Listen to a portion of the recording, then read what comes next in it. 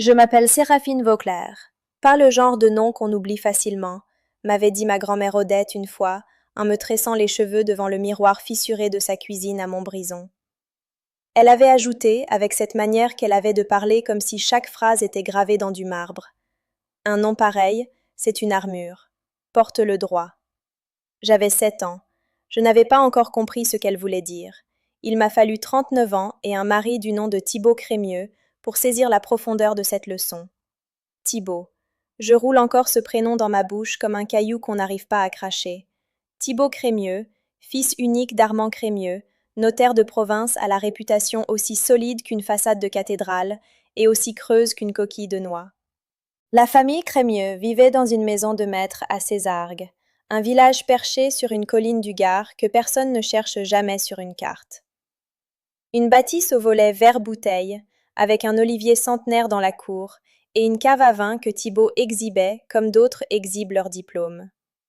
Moi, je n'avais rien à exhiber selon lui. J'étais venue de nulle part, du moins, c'est ce qu'il racontait au dîner de famille, avec ce sourire en coin qui me serrait les dents comme un étau. Nous nous étions rencontrés à Lyon, dans une librairie spécialisée en cartographie ancienne. J'y travaillais depuis 2 ans, entourée de cartes jaunies qui sentaient la térébenthine et le temps arrêté. Thibaut était entré par erreur, cherchant une adresse dans cette rue à sens unique, et il était reparti 2 heures plus tard avec une reproduction du planisphère de Waldseemüller et mon numéro de téléphone. À l'époque, j'avais cru à la sérendipité. Je croyais encore à beaucoup de choses à l'époque.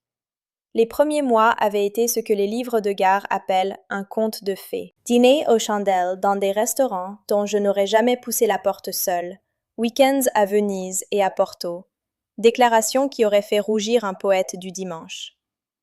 Thibaut savait construire un décor. C'était son talent principal, finalement, construire des décors. Ce qu'il y avait derrière, c'était une autre affaire. Nous nous sommes mariés 4 ans après cette rencontre dans la librairie. Une cérémonie à Césargues, bien sûr, dans l'église romane du village, devant 230 invités dont je connaissais peut-être une dizaine. Ma mère Gisèle était venue de Clermont-Ferrand avec son tailleur lavande qu'elle réservait aux occasions solennelles. Mon frère Pierrot, enfin Pierre-Émile, mais tout le monde disait Pierrot, avait fait le voyage depuis Rennes avec sa femme Anaïs et leurs 3 enfants. Ils s'étaient assis du côté de la mariée, dans une nef qui semblait les avaler, tant la famille Crémieux occupait l'espace. Je n'avais pas vu le piège. Ou plutôt, j'avais vu les fils du filet se tisser un à un, mais je m'étais convaincue que c'était de la dentelle. Les premières années de mariage avaient apporté leur lot d'érosion silencieuse. Pas de coups, jamais. Thibaut était trop intelligent, trop soucieux de sa réputation pour ça. Non, c'était autre chose. Des phrases glissées comme des lames sous la porte. Tu aurais peut-être dû choisir une robe plus sobre, tu ne crois pas? C'est touchant que tu aies une opinion là-dessus. Ma mère a remarqué que tu semblais un peu perdu à ce dîner. Une accumulation de petites humiliations, calculées au millimètre, qui finissent par modifier quelque chose dans la façon dont on se tient debout. Et puis il y avait les questions d'argent. Thibaut gérait nos finances comme un général gère ses troupes, avec une autorité absolue et une transparence proche du zéro. Le compte joint servait aux dépenses courantes, mais les investissements, les placements, la maison, tout ça, c'était son domaine. Il me répétait que j'aurais du mal à comprendre ces choses-là, que c'était compliqué, que j'aurais de quoi m'inquiéter si je m'y mêlais. J'avais une formation en histoire de l'art, pas en finance, et Thibaut avait trouvé dans ce détail un sillon qu'il avait labouré pendant 11 ans. Ce que Thibaut ne savait pas, ce qu'il n'aurait jamais pu imaginer, lui qui me prenait pour une aquarelle accrochée dans son salon, c'est que les aquarelles peuvent dissimuler des structures d'acier. Tout avait commencé à changer le soir où j'avais trouvé, par hasard, un dossier mal rangé dans le bureau qu'il fermait toujours à clé et qu'il avait oublié de verrouiller après un appel téléphonique précipité. Un dossier bordeaux, épais, au nom d'une SCI, une société civile immobilière, dont je n'avais jamais entendu parler. La SCI Valbrun. Des documents notariés, des actes de propriété, des relevés de comptes. Notre appartement de Lyon, celui dans lequel nous vivions, celui que je croyais acheter en commun, figurait dans ce dossier comme propriété exclusive de la SCI Valbrun, dont les parts appartenaient à 100% à Thibaut Crémieux. J'avais refermé le dossier. J'avais remis le bureau exactement dans l'état où je l'avais trouvé. Et j'avais souri au dîner ce soir-là, un sourire que Thibaut avait pris pour de la normalité et qui était en réalité le premier geste d'une stratégie. Je m'étais souvenu d'une amie de ma mère, une femme du nom de Léocadie Fourneau, avocate spécialisée en droit patrimonial, que j'avais croisée une seule fois à un mariage, mais dont le numéro de téléphone dormait dans mon carnet depuis 10 ans, noté à l'encre verte dans ma petite écriture serrée. J'avais appelé Léocadie un mardi matin, depuis le parking d'un supermarché, pendant que Thibaut était en réunion. Cette conversation avait duré 40 minutes. Elle avait changé le cours de ma vie. Léocadie n'était pas du genre à envelopper les choses dans du coton. Elle m'avait écouté en silence, puis elle avait dit « Séraphine, ce que vous me décrivez, ça s'appelle de la dissimulation patrimoniale. Et si les actes ont été signés sans votre consentement éclairé, ça s'appelle aussi une fraude. » Elle avait marqué une pause, puis « Combien de temps vous donnez-vous » J'avais répondu « Autant qu'il faudra. » Elle avait dit « Bien, alors commençons par documenter. » Les 18 mois suivants avaient été une accumulation patiente, méticuleuse, presque monacale de preuves. Léocadie m'avait orienté vers un expert comptable judiciaire du nom de Quentin Dabadi, un homme petit et sec avec des lunettes cerclées de titane et une mémoire des chiffres qui aurait fait pleurer un ordinateur. Quentin et moi nous retrouvions 2 fois par mois dans un café près de la gare Pardieu, toujours à la même table du fond, loin des fenêtres. Il m'apprenait à lire des bilans, à suivre des flux de trésorerie, à identifier les structures opaques que Thibaut avait construites sur des années. Ce que nous avions trouvé dépassait ce que j'avais imaginé dans mes pires hypothèses. La SCI Valbrun n'était que la surface. Derrière, il y avait une société holding immatriculée au Luxembourg, la Tremblay Holding SA, qui détenait des participations dans 3 appartements à Bordeaux, une villa à Cavalère-sur-Mer et un terrain agricole dans le Lot-et-Garonne. Des biens acquis pendant notre mariage, donc soumis à la communauté réduite aux acquêts de notre régime matrimonial, mais systématiquement sortis de cette communauté par une architecture juridique que Thibaut avait construite avec l'aide d'un avocat fiscaliste dont je n'avais jamais entendu le nom. Et puis, il y avait les virements. Des virements réguliers, depuis notre compte joint, vers un compte au nom d'une certaine Nolwenn Salvant. J'avais tapé ce nom dans mon téléphone, un soir, les mains parfaitement calmes. Je m'étonnais moi-même de ce calme, comme si quelque chose en moi s'était cristallisé bien au-delà de la douleur ordinaire. Nolwenn Salvant, 32 ans, architecte d'intérieur, installée à Montpellier. Sur ses réseaux sociaux, des photos de restaurants, de voyages, Lisbonne, Séville, Marrakech. Des villes que Thibaut m'avait dit visiter seul, pour des rendez-vous professionnels. J'avais imprimé ces photos. Je les avais glissées dans le dossier Bordeaux que Léocadie conservait dans son coffre. Pendant tout ce temps, j'avais continué à jouer le rôle de Séraphine Crémieux, épouse correcte et transparente. Je souriais au dîner de famille. Je posais des questions polies sur les affaires du beau-père Armand. Je m'occupais de notre chien, un braque de Weimar du nom de Sébaste, avec une régularité qui aurait fait honte à une horloge suisse. À l'intérieur, je construisais ma sortie avec la précision d'un horloger. C'est Thibaut qui avait décidé du timing final, sans le savoir. Un dimanche de novembre, un dimanche gris et froid, avec ce ciel bas du Rhône qui pèse comme un couvercle, il m'avait annoncé qu'il souhaitait me parler en famille. J'avais su immédiatement ce que ça signifiait. Il avait dû sentir quelque chose, une modification infime dans mon comportement, un détail qui l'avait alerté. Thibaut était intelligent. Pas assez, mais intelligent quand même. Le dimanche suivant, j'étais arrivée dans la maison de Césargues pour trouver la salle à manger de la belle famille transformée en tribunal domestique. Armand au bout de la table, la mère de Thibaut, Huguette, une femme aux bagues trop nombreuses et aux opinions trop certaines, assise à sa droite, la sœur cadette Bérangère avec son mari Sylvain, et 2 cousins dont je ne me rappelais jamais les prénoms. Thibaut debout, dos à la cheminée, dans cette posture qu'il prenait quand il voulait occuper tout l'espace d'une pièce. Il n'avait pas pris la peine d'entrer en matière progressivement. Séraphine. Sa voix avait ce grain particulier qu'il réservait aux situations où il se croyait en position de force. Nous avons des choses importantes à te dire, des choses que tu devrais entendre avant que... Il avait hésité, cherchant ses mots avec une précision théâtrale, avant que la situation ne devienne irrémédiable. Armand avait posé les 2 mains à plat sur la table, comme un juge qui prend possession de son prétoire. Tu dois comprendre, Séraphine, que ma famille a tout fait pour toi. Thibaut t'a donné une vie que tu n'aurais jamais eue sans lui. Une maison, un statut. Huguette avait ajouté, avec ce soupir qui précédait toujours ses phrases les plus venimeuses.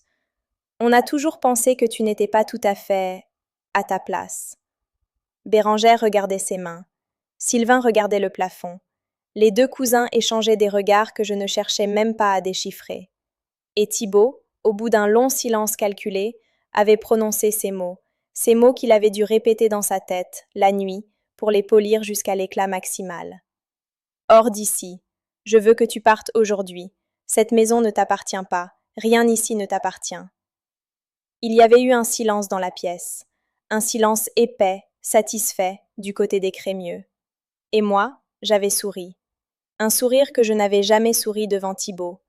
Un sourire qui venait de quelque part très loin en arrière de mon visage, de ce lieu que la pression des années avait comprimé, mais jamais éteint. J'avais ouvert mon sac, un sac en cuir noir, sobre, que j'avais choisi exprès pour ce jour, et j'en avais sorti une enveloppe Kraft, fermée, sur laquelle figurait le nom de Thibaut Crémieux en caractère d'imprimerie. Avec plaisir, avais-je dit, et j'avais posé l'enveloppe sur la table devant lui. Thibaut avait regardé l'enveloppe sans la toucher pendant plusieurs secondes, avec cette expression de quelqu'un qui aperçoit une vipère dans son jardin. Puis il l'avait ouverte. C'était un avis d'expulsion. En bonne et due forme, signé par un huissier de justice, établi au nom de Thibaut Crémieux, concernant l'appartement de Lyon, notre appartement, qui, comme Thibaut l'avait si soigneusement dissimulé pendant toutes ces années, dépendait juridiquement de la communauté matrimoniale. Léocadie avait travaillé pendant 6 mois pour construire cet acte. Elle l'avait obtenu 3 jours plus tôt. Mais ce n'était pas ça qui avait fait blêmir Thibaut. Ce qui l'avait fait blêmir, c'était le bruit d'un moteur dans l'allée. Une voiture noire, longue, aux vitres teintées, qui s'était garée devant la maison de maître avec cette lenteur délibérée des voitures qui savent qu'on les attend. Thibaut s'était approché de la fenêtre. Je l'avais regardé s'approcher. J'avais regardé la couleur quitter son visage comme l'eau quitte un lavabo. La portière arrière s'était ouverte.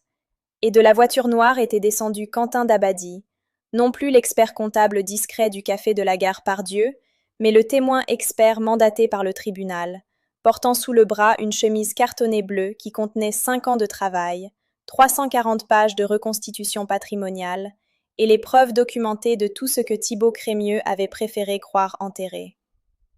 Mais Quentin n'était pas venu seul. Derrière lui, une 2e portière s'était ouverte. Et là, dans l'allée de pierre blanche de Césargues, sous le ciel de novembre, était apparue une femme. Petite, rousse, manteau à chevrons. Une femme que personne dans cette salle ne s'attendait à voir. Nolwenn Salvant. Elle qui avait passé 4 ans à croire les mensonges de Thibaut. Elle qui avait cru qu'il était séparé, sur le point de divorcer, que sa femme était ailleurs depuis longtemps. Elle qui, en découvrant la réalité, en découvrant que les virements mensuels qu'elle recevait provenaient de notre compte joint et non d'un compte personnel comme Thibaut le lui avait affirmé, avait accepté, après une conversation avec Léocadie, de témoigner. Nolwenn Salvant était la preuve ultime que Thibaut Crémieux avait utilisé notre argent commun pour financer une vie parallèle. Une preuve vivante, debout dans l'allée, qui regardait la façade de la maison avec une expression que je reconnaissais pour l'avoir portée longtemps, celle de quelqu'un qui comprend enfin la géographie du mensonge dans lequel il a vécu. Dans la salle à manger, plus personne ne regardait nulle part. Armand avait posé ses mains sur ses genoux. Huguette avait porté la sienne à sa bouche. Bérengère avait fermé les yeux. Thibaut, lui, n'avait pas bougé de la fenêtre. Il regardait l'allée. Il regardait Quentin Dabadie et Nolwenn Salvant qui marchaient vers la porte. Il regardait 11 ans d'architecture méticuleusement construite s'effondrer en 30 secondes de novembre. Je m'étais levée. J'avais pris mon sac. J'avais posé une 2e enveloppe sur la table, celle-là contenant les conclusions préliminaires de Quentin, résumées en termes suffisamment clairs pour qu'Armand, notaire de province, comprenne immédiatement l'étendue du désastre. « Je vous laisse en prendre connaissance », avais-je dit. Et ma voix était parfaitement stable, parfaitement calme, comme les voix des gens qui ont fini de trembler. J'étais sortie dans l'allée. Le froid de novembre m'avait saisie aux épaules, proprement, comme une main ferme. Quentin m'avait adressé un hochement de tête. Nolwenn me regardait avec une expression complexe, quelque chose entre la honte et le soulagement, et j'avais posé ma main sur son avant-bras une seconde, brièvement, parce qu'elle n'était pas mon adversaire. Elle avait été, comme moi, le personnage d'une histoire que quelqu'un d'autre avait écrite. J'étais montée dans ma propre voiture, une vieille Peugeot gris anthracite que Thibaut trouvait indigne de notre standing, et j'avais démarré.